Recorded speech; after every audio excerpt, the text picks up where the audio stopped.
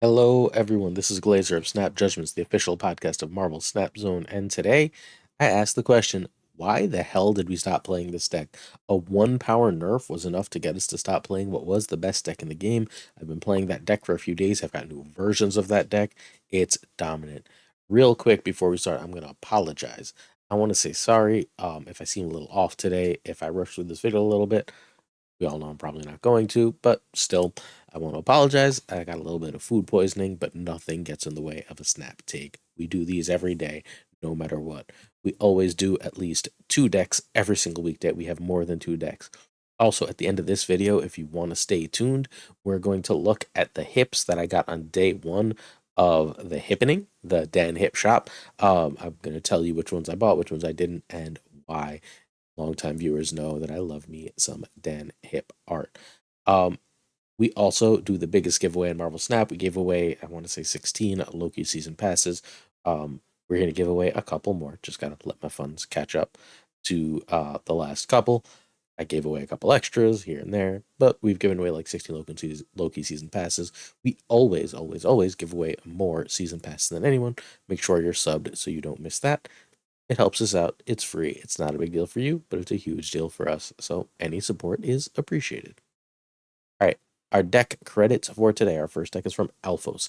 Alphos is the phenomenal creator of Marvel Snap Battle Arena. That's Snap Battle Arena on Twitch, where he hosts twice monthly tournaments, which are absolutely stellar. Top players come out, and we always get amazing results. Alphos pays attention to the competitive meta like no one else. You can also find his personal Twitter at AlphosNZ from New Zealand and twitch.tv/AlphosNZ. He is an absolutely stellar player.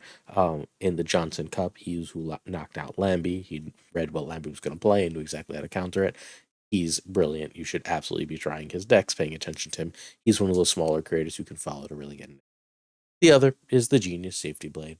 He's my Marvel Snap Zone brethren. He is one of the best players in the game, one of the best deck builders in the game. He's ranked like 260 right now in the whole world. He floats in that general area. And he's got like several children, so Lord knows how high he'd be if he had enough time to just like grind, right? He's got 4 children, four, I think, three, and a job. So, does his best. But he is in like that, he's 260 with that limited of a time is completely amazing because he's phenomenal at create some of the best decks for our channel all the damn time. This is our first deck of the day. It is Alphos Serra Clone Surfer.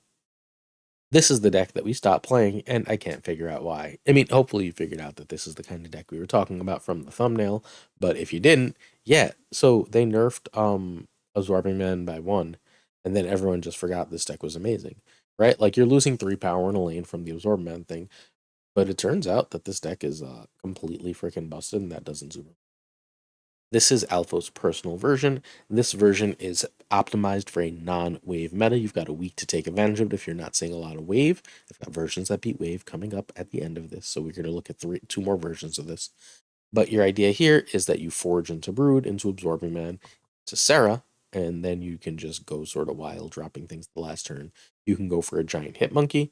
You can go for a Surfer to make everything bigger. You can drop Surfer and Patriot and hit monkey with Wasp, and just you're putting an absolute insane amount of power down. Plus, you were already ahead early because the Forge Brood Absorbing Man is so powerful. You also have the power of Juggernaut, which is like the secret sauce to the deck, to knock something your opponent thinks that they can like play a Taskmaster after shurrying, right? And that's going to beat you. Well, you've got Juggernaut. You just say, no, thank you. We're not going to do that. I win this lane automatically. And then you can knock them into like that giant Brute or Absorbing Man lane and just win the game of Marvel Snap with very little commitment thanks to Juggernaut. It's an awesome deck. Unfortunately, you're going to need Hitmonkey and Iron Lad for this version. You're going to need Iron Lad for every version. Fair warning, if you don't have Iron Lad, you need him to run this deck effectively. However, we've got other versions that don't run Hitmonkey. We'll talk about them soon. All right, general play patterns for the deck. Absorbing Man after Brood or Sinister is great. So like if you don't, if you go Forge on 2, you can still Sinister into Absorbing Man, and that's going to be 8 power, 10 power, and 8 power, right? Like that's still plenty of power for those 2 turns. Not as good, especially since the Absorbing Man nerf, but still pretty damn good. You've got Turn 1, you skip, you don't have a 2, you don't have a 1. Turn 2, you play Forge. Turn 3 is Brood or Sinister. Turn 4 is Aurora. Turn 5 is Sarah. And turn 6 is your go-off turn. Mysterio, Monkey, Surfer, Wasp is one of the common play patterns, but you can do anything. If you know the opponent has Wave, feel free to Mysterio and Monkey on 5, and then you can just drop like a Surfer on the last turn, or a Patriot the last turn, because Patriot is going to buff your Mysterio clones, which get the extra benefit, and Surfer will buff your Broodlings Brood and your Absorbing Man Broodlings, along with Hitmonkey. So everything synergizes beautifully. This deck is brilliant. It's fantastic. Strongly consider trying it if you have not. All right, quick variant talk. We're going to do a lot of variant talk. Our hip count for this deck is a lowly 2 at the moment, although I do have two more hips that we'll talk about later on that are not necessarily in this deck. I mean, I guess we can talk about one. I don't like the Hitmonkey hip as much as I like this hip. I think that this hip animated, like with the background sort of spinning with the yellow light, is gorgeous. So that's the one I prefer to run. The second one you'll have to wait and see. But this deck is great. This is the Sinister. I have the Sinister from the big bundle, and I believe the Sinister from the... I also have a GB Sinister, but I don't like it. And the Sinister from the Conquest when he was in that. That's fine. I hate this Forge, but I do like this Wasp. This is my favorite patron. I've got it gold background, gold sparkles. It's glorious. Obviously the best lad. This is my favorite Juggernaut. I don't know why. It just feels like it right for me for Juggernaut. And I'm buying a Surfer basically the instant I see one. All right. Other versions. This is a version that's fairly similar to the original. The original person that played this was a Japanese player. I want to say Japanese if I'm wrong. Please excuse me. Named Yasui. Yasui played this version of the deck. I've managed to put in every variant, but a Sinister. Sorry. Except it didn't run America. It ran something else. It ran Armor. I decided that since Shadow King is cheaper now, Shadow King. Legion is still great in the deck. Blue Marvel expands the power. Patriot expands the power, and Shadow King has an effect. If you Shadow King before Surfer, Shadow King's not getting the bump anymore from Surfer afterwards, right? But he is still taking away the power from those Shuried cards. That Kitty, that Angela, that Collector. And I think in this meta, that's extremely powerful. You don't need Legion here. Legion could easily be Sarah. Legion can easily be Armor, if you prefer. But this deck should be absolutely great right now. Again, we stopped playing this deck, but like it's really, really strong. It can struggle into Galactus, but doesn't necessarily.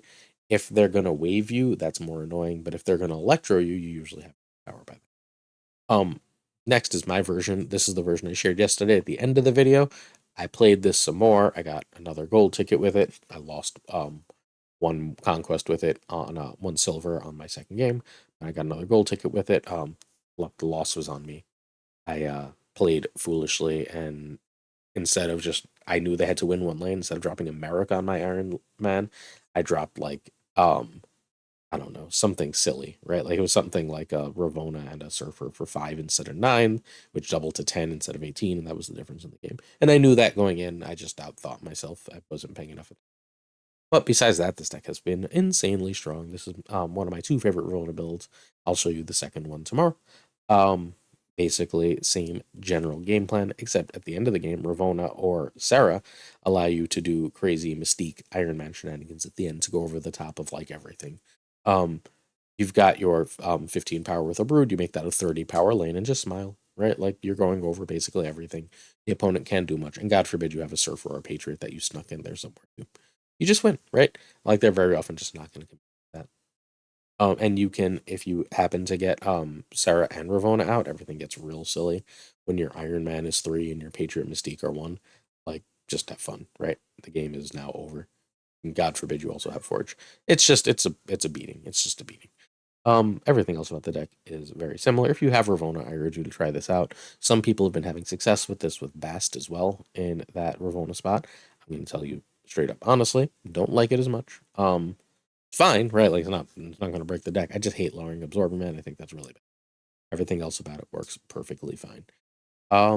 Yeah, please play this deck. This is still a tier 1 deck. I don't know, like I think the mental aspect of a nerf is kind of wild. Everyone just, when this got nerfed, went, I'm going to play Shuri.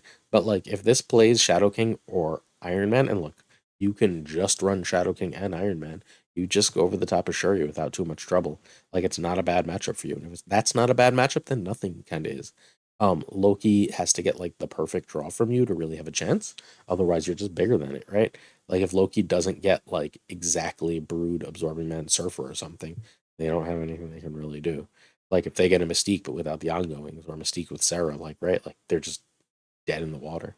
So don't hesitate to try this deck. It's sick. All right, our second deck of the day is Safety is Trash. We're showing this deck partially because I think it's really good. Safety has won a few Infinity tickets with it, and this is what he used to climb to rank 260 when he fell down to like 320 because it's very good at the game. Um, the other reason I'm showing this is I bought this new cool noir hood the other day, and I finally have a hood variant and I like it and it makes. But this deck is simple, right? Like you just put junk on your opponent's side of the board as best you can, and then if you can like win a lane because they can't play there, Alioth wins another lane and it's over. And if Alioth doesn't do it, Spider-Man probably does. Mojo feels real big when they have a -3 on their side of the board, or when they have some rocks that are messing them up, or something like that. So it's a very, very, very powerful deck. I think that it is worth playing, worth trying. Armor is here largely to make sure that an opponent that runs Killmonger can be like sort of shut down, otherwise they can go over the top of you, and to protect your early sentries. Early sentry, and you want a sentry on 4 when you sentry. Early sentry is often at risk. This is like the best home for Spider-Woman in the game. It's probably the best home for Viper in the game. It's the best home for like Titania in the game. It's one of the better decks for some less played cards. Is it the highest win rate deck? No, but if you're good, you learn it, and you care, you will win in time. All right, Nebula is fine as Sunspot or Iceman. I think I'd probably go Iceman because it's more disruptive. You don't often have extra energy here. Alioth is okay-ish as leader, but like I'm going to be completely honest, that's way worse. You really want Alioth for this deck to be a thing. All right, junk them up so they can't move one lane, and then roll the other with Alioth. So turn 1 is Hood or Nebula. If you Hood, you want to Carnage or Viper it. If not, you want to Armor or Mojo. Mojo on the Nebula lane or Armor on the Nebula lane are both quite powerful. Turn 3, Hood and Carnage or Hood and Viper are still good, and if not, you're usually dropping Debris. Turn 4, I either want a Sentry if I have armor down, or if I feel like they're not running Shang, they gave me this lane. I've filled the right or done enough junk on the right that I'm relatively safe. And if not, I Titanian Goblin, which basically puts both on their side and says now I've locked up a lane that they only had 2 in, and they can't do anything about it, right? Like they can't. Their lane is screwed. Turn 5, if I played Sentry, I need to get rid of the Void, and that is, again, Carnage or Viper. Some versions run Beast. I like that better when he was 2. I don't love it now. And there's no other great way to really get rid of that Void. But Viper and Carnage are good. You just have to, like, not drop them on curve and pay attention to how you're using them. You can also just drop a Spider-Woman, especially if you have played earlier that Debris, making those rocks -1s extreme. Obviously, you're going to fold a little bit to Luke Cage in these cases, but like, so be it. Hopefully, you're doing your Void shenanigans and your Goblin shenanigans with that. And if you've locked up one lane, and very often you have, just through the sheer negatives and sheer crap they can't quite go big enough, then Alioth wins you the game. You should have priority because they have like a bunch of crap all over their board, and you have real cards. And then Alioth says, I have priority. You figure out where they play, you eat them, you win. All right. This is Safety is Trash. These are my variants. We've got yet more hips. We've got a hip count of 3 in this deck. We've also got Carnage. We're going to talk about this Kim Jacinto Carnage in a little bit. A very nice Titania. A Goblin I don't super like, but at least it's like thematic with Carnage. I need an Armor, a Sentry, and a Viper, but I have the Carnageized Spider-Woman. So this is my most like Carnageized deck ever, fundamentally, between Spider-Woman, Carnage, and Green Goblin. That's actually pretty cool. I don't think I realized that. I have a better Mojo than this, but I think the Pixel Mojo is perfect for junk because it's such a junk-looking card. All right. The hippening. So if you don't know, in Marvel Snap over the last couple days, and I need a sip of water while we do this, Dan Hip is all the variants in the shop. Sorry about that. Getting a little sick trying to get through this. These variants are amazing. I love Dan Hip. It's my favorite art, but like it's gonna get expensive if you try and buy 8 variants a day, right? I'm blowing my whole card budget. I'm able to do my giveaways, so I have to be critical. So they released this Kitty Pride, but like 2 days ago, I bought a Kitty Pride that looks basically the same, If I had realized both were going to be in my shop, maybe I wouldn't have. I don't like that they release these so close. I don't want to spend money on the same variants, but also when Kitty was the meta, I bought this really cool one that I like a lot of her like phasing through the wall, through the background of the card. I have two kitties I really like, so I don't need to buy this kitty, which breaks my heart. Also, Iceman. So if I pulled this Iceman, this would be the Iceman I play straight up. I wouldn't for all these. Like if I pulled that kitty, I don't think I'd play it. But I pulled this Iceman. This Iceman is to play because I like the other two Iceman I have. Um, I think the cool like robot ice thing is very Hickman era, and I love the Hickman era. And I like the classic one too. I mostly use that one in most decks. I really like these, but I would play the hip. But again, I have two other good variants. I need hips for things I don't play as much or variants I don't have. Next up, we have Scarlet Witch, and just gonna say it. This is not my favorite hip. There's like 5 or 6 hips in the game that I just straight up don't enjoy. I don't like this one. It's a little too red. Um, I like both of the other two better. I mostly use the middle Scarlet Witch. I really, really think it fits the character where the character's been for the last 30 years, and the one on the right fits her as a hero really. So like, I don't know what I need that sort of awkwardish hip one that I don't love. She looks too villainous, right? Like even in the middle one, she doesn't look villainous. She looks like she's letting loose. I don't like the villainous look of the hip here. Next up, we got a Deathlock, and let me tell you, this one was close. Close. I've been using the right Deathlock for quite a while now. I think it's a really great art. I like it a lot. I think the wires coming out of him is very cool. Um, but I also pulled the middle one the other day, and I think the middle one, well, it feels a little bit honestly more cyborg than Deathlock. Is also kind of gorgeous, right? Like all the weapons, the healing, like all the little icons from his visor are very cool. Um, so like I don't know which I'd play if I had this hip, right? So if I don't know which I'd play, there's no point in buying it. Next up, we've got the Carnage and Venom, and these are the ones I was closest to buying.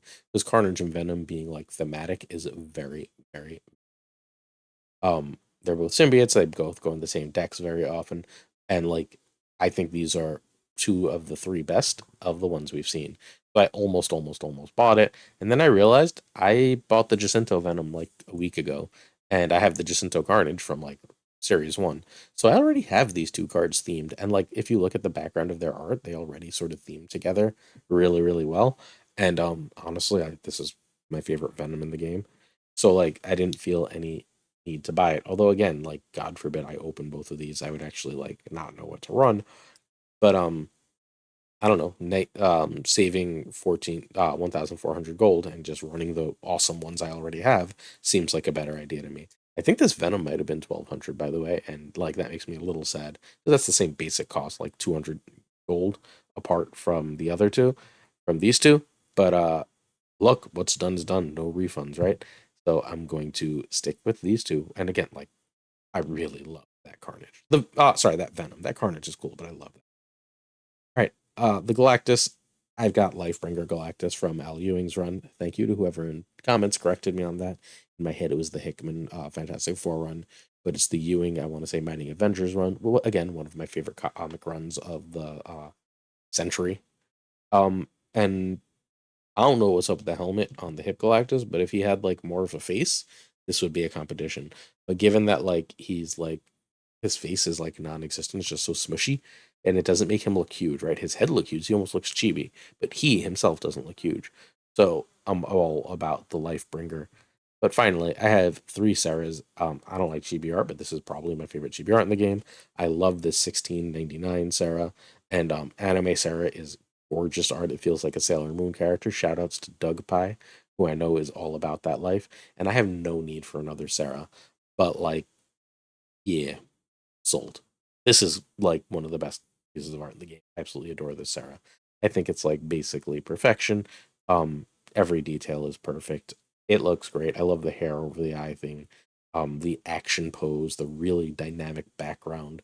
I'm all about this, and I'm aware that in a week, Sarah's probably not going to be as good. But whether Sarah is as good or not, I don't really care because I wanted to have this piece of art. I'm always going to love Sarah. It was my first Infinite. Thanks so much for bearing with me. And y'all, we made it. We made it through my sick episode. Hopefully, I feel better tomorrow. Thank you so much for watching today's Snap Take. Snap Judgments, the new episode of the podcast where I go over the top 10 decks in the meta with Den, should be out tomorrow. That's Friday, so make sure you keep an eye out for that. We greatly appreciate all the support. You made it this far, you got a sub and comment, right? If not, hey, like no harm, but we'd appreciate it. And we hope you have a badass rest of your day. And thanks for watching. Peace.